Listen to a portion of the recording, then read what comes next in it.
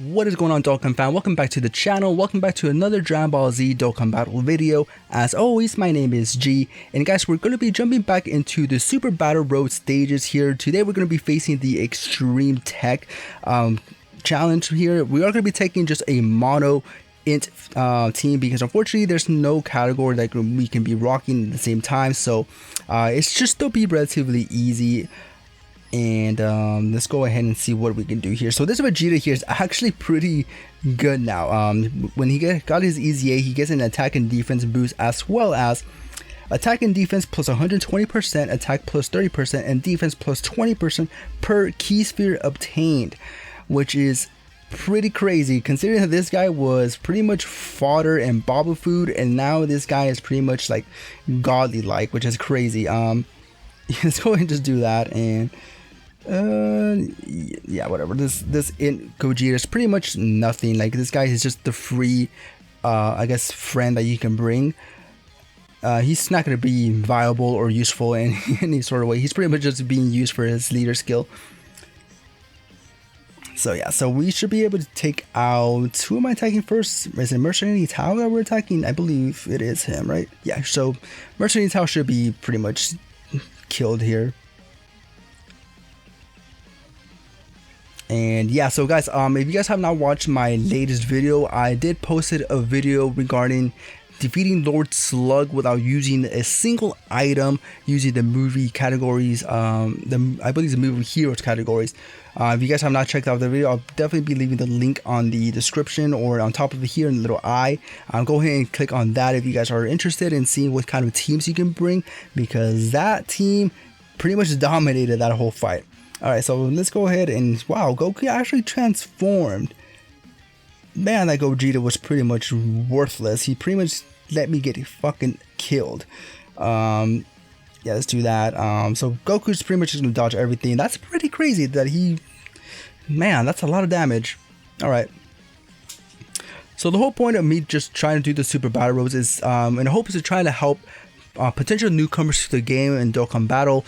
This is not the Extreme Battle Super Battle Road version. So the Extreme Super Battle Road is a lot harder than this, which is why I'm trying to do this without using an item. But of course, if you guys are new to Dokkan and you're just trying to do this and you're just trying to get ideas of what kind of teams you can build, you're free to use up to, what is it, 8 items. So you're fine using the items. This is just for people like myself who have done these stages and have really nothing to gain from, you know, beating them, but we just like the challenge. And yeah, so if you guys have to use items, definitely go ahead and use those items, because it will help you out and pretty much save your skin more often than not. Because I know for a fact, when I started playing Dokkan, these Super Battle Roads were pretty intense. I mean, granted, we didn't have the god tier units that we do now. So if you guys are new to the game and you're summoning on those banners that we are currently having that features the god duos and the monkey boys, you have probably already pulled some pretty decent units. So yeah, you're miles ahead of us when we first started playing. So yeah, so definitely, you know, definitely take advantage of those banners if you have not summoned on them. Obviously, if you are new to the game, you have multiple ways of getting Dragon Stones. I wouldn't really encourage anybody to purchase Dragon Stones, especially when you're new to the game, because there's a lot of stages that you're going to be completing. But if you want to definitely buy stones, you could definitely do that as well. And I totally forgot, this guy just transformed, so it's, I guess it benefits me being this low health, because I'm pretty much getting an Icarus, an infinite Icarus every single time. Alright, so this guy should pretty much be dead. I'm trying to flip this Gogeta off as much as I can, because he's pretty much a liability. This guy is useless. If I get hit or supered with him, I'm pretty much dead, and that will be embarrassing. Alright, so Goku just completely finishes him off. He's like, you know what, I'm had it with your ass. Get killed, man. What was his name? King Cold, right? Alright. So now Turles comes up, and what I can do here, let's go ahead and just give him, let's kill Ballsack Man, and give Vegeta that, and yeah, just to lower the orbs down there. Yep. Alright, sweet, Gogeta actually countered, yay. It's actually pretty rare that this guy counters. I rarely get a counter with this dude.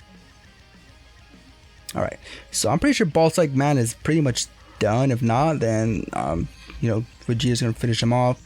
My defense is pretty much higher at this point. He's pretty much untouchable now. Yep. Wow. That counter almost killed him. Alright. And then Goku's going to come up and, like I mentioned, he's pretty much just going to transform and I get that Icarus for free and I should be pretty much good.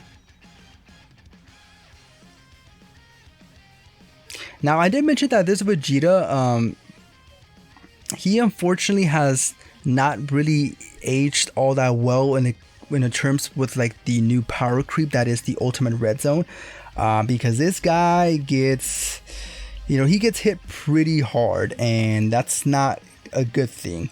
Because the way his passive is pretty much designed is he gets damage reduction, but you have to get hit first in order for the damage reductions to pretty much be given. But in the Ultimate Red Zone, you can't afford to even get hit once.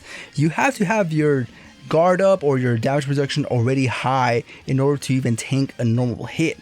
So imagine if your passive is pretty much saying you have to get hit in order for your damage reductions to start piling on. It's not possible. I mean, he can still do pretty well, but you have to kind of shelter him and keep him out of harm's way more often than not. And yeah, he's definitely not, you know, he's definitely not a really good unit to bring into those difficult fights. Alright, and the only good thing that he does have is his revival skill, but I believe you have to get hit like 7 times, which is pretty much the same thing what I was mentioning, that you can't afford to get hit at all. And if you get hit, you know, 3 times and his damage reduction doesn't even activate, or if he gets supered on the first hit and without getting hit first, then that's pretty much GG's. That's your ass and you're pretty much dead. Alright. Alright, so Goku comes in here and he just instantly transforms. So again, that's the infinite Icarus that I get. And the reason why I'm saying that for the new players is because if you guys have this IT Goku, if you have him easy aid, he pretty much dodges, guaranteed dodges for that first turn that he transforms. So yeah, that's why I'm saying that he has pretty much that infinite Icarus, because he pretty much just counters everything. So Gogeta, now he's also in the same way with the God Duos, where he gets dodge possibilities per, I believe it's just 1 rainbow key sphere. He gets a medium chance to dodge. I absolutely hate dodging, man. I hate the RNG of dodging. I would actually prefer how this guy has it, where it's guaranteed dodge and I won't have to worry about it. But when it's pretty much just falls into chance, that's the shit that I dislike. Alright, so a boost super is here. We're gonna be in the world of hurt here. So I'm hoping he dodges. And he doesn't dodge. Okay, well, at least I didn't get hit all that hard. Let's do that. Fortunately, he's not gonna get a super. Let's do this. If he supers me here, then I can hopefully counter it. And that should give him a super.